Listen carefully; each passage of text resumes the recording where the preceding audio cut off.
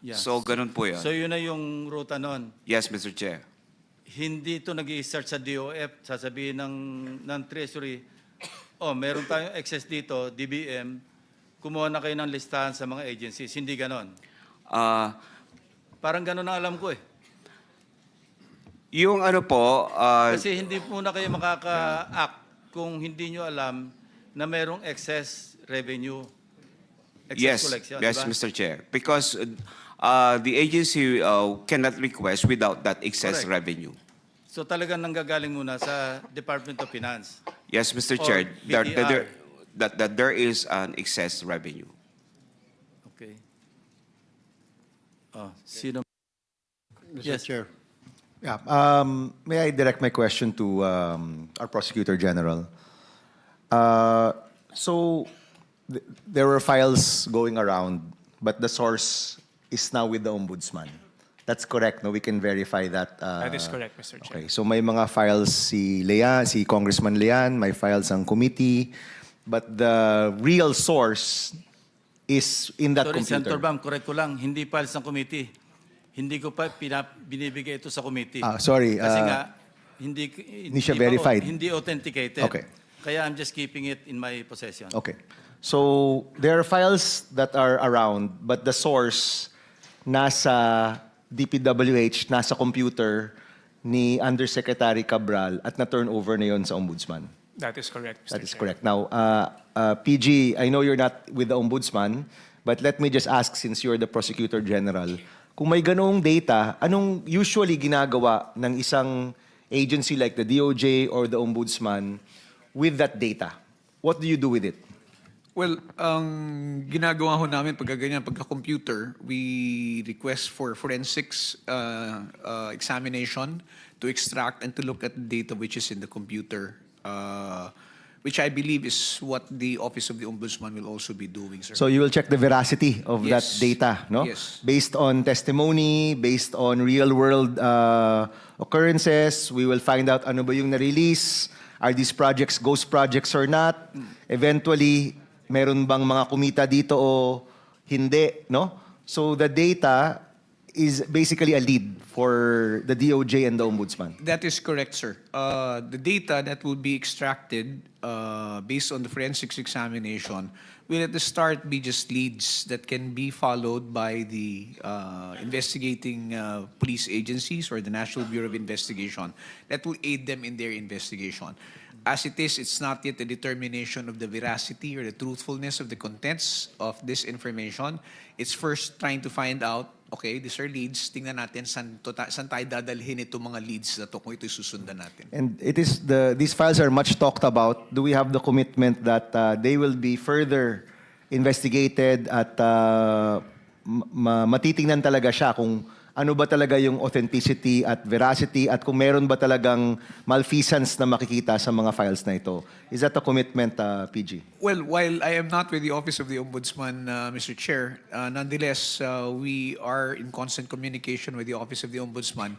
And we have already somehow discussed the matter of the files. But since it's with the Office of the Ombudsman, it's really their call.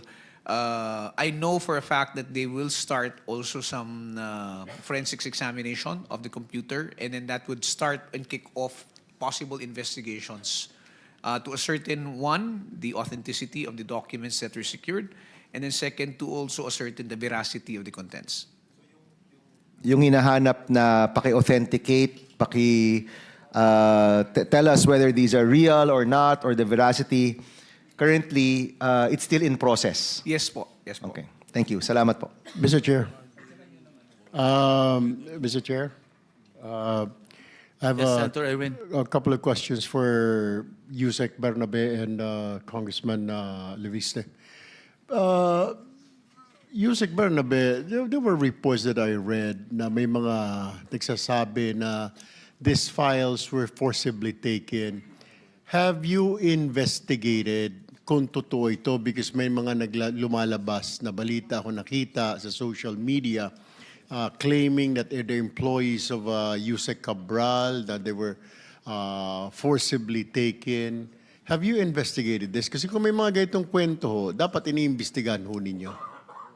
Mr. Chair, that was the report. That was the report that the soft copies of the files in the computer were forcibly taken. However, upon the request of former Undersecretary Cabral and her staff, na wag na pong palakihin yung issue, that is why we just maintained reports and the footages, but wala na pong ginawang further action on it, Mr. Chair. Have you reported this matter to the Secretary Vince Dizon, na there is such an incident? And why did Secretary Yusek Cabral decided not to pursue anymore or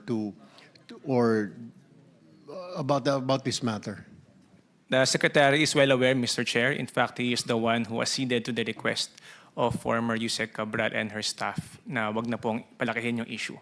As to why that is why the former Yusek would want that, we cannot answer anymore po. Siguro po ayaw na po niyang maging issue, Mr. Chair. All right, let me direct my question to Congressman Levisa. Kung, is this true? I mean, what they're saying na Yusek Cabral said na parang forcibly taken ninyo, kinuha lang ninyo, hinablot lang ninyo itong soft copy na ito sa office ni Yusek Cabral. Is there truth to this? Mr. Chair, I believe the lawyer of the family of Yusek Cabral said that Yusek Cabral never said that it was forcibly taken, even when this was discussed at the Ombudsman in early December. And it is based on others' testimonies that that is so. But apart from the lack of any mention of it by Yusek Cabral, there is also the CCTV that was also showed by the DPWH. Because there are two employees at the office of Yusek Cabral stating that I believe I saw in some news reports claiming that you went to their office and forcibly took the files. So you're denying that, Congressman Levisa? Because the authorization, I'm saying, sir, came from Secretary Vince. Okay, And Yusek Cabral was also present when I was obtaining the files. thank you. That's all, Mr. Chair. Anyone else? May I also Senator Marcoleta, would you like? Thank you, Mr. Chair. Yusek Bernabe, yung authentication, kasi alam mo, sabi na naman ni PG Padulyon na forensic na naman. Bakit pa tayo magpo-forensic? Alam mo, merong rules on electronic evidence. Under Rule 4, sa PG Padulyon, yung best evidence rule, sinasabi rito, Section 1, original of an electronic document. An electronic document shall be regarded as an equivalent of an original document under the best evidence rule if it is a printout or output readable by sight or other means, shown to reflect the data accurately. Ganun lang kasimple, compare mo lang eh.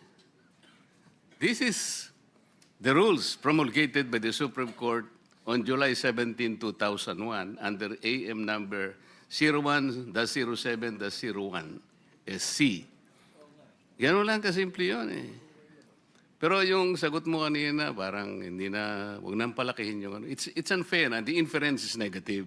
Na parang bang si Congressman forcibly, wag naman gano'n. Dapat meron kayong report talaga na walang gano'n. Di ba?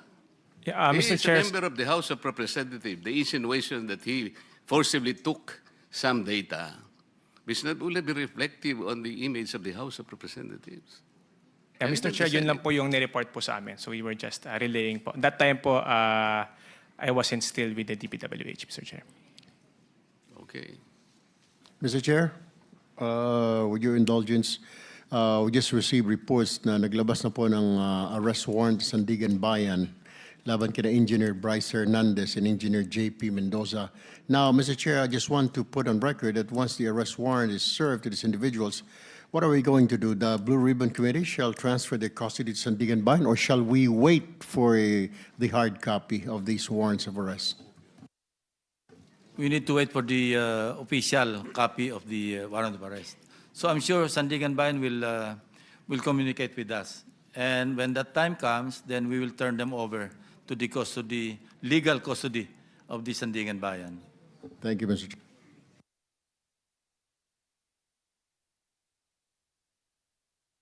Yes, Oh, Mr. Chair, if I can just make a few quick points. First, I thank everyone for their questions on my involvement with the files. I would hope that we can also discuss the contents of it, but regarding my involvement, I would be glad to face any of those questions when they are brought to me. What is personally important to me is that the contents of the files can hopefully be made public. And considering that the DPWH is here, maybe there could be some kind of commitment on them authenticating and releasing it. And I would also like to note that to add to the authentication of it, I can also provide the committee, Mr. Chair, the list of the encoder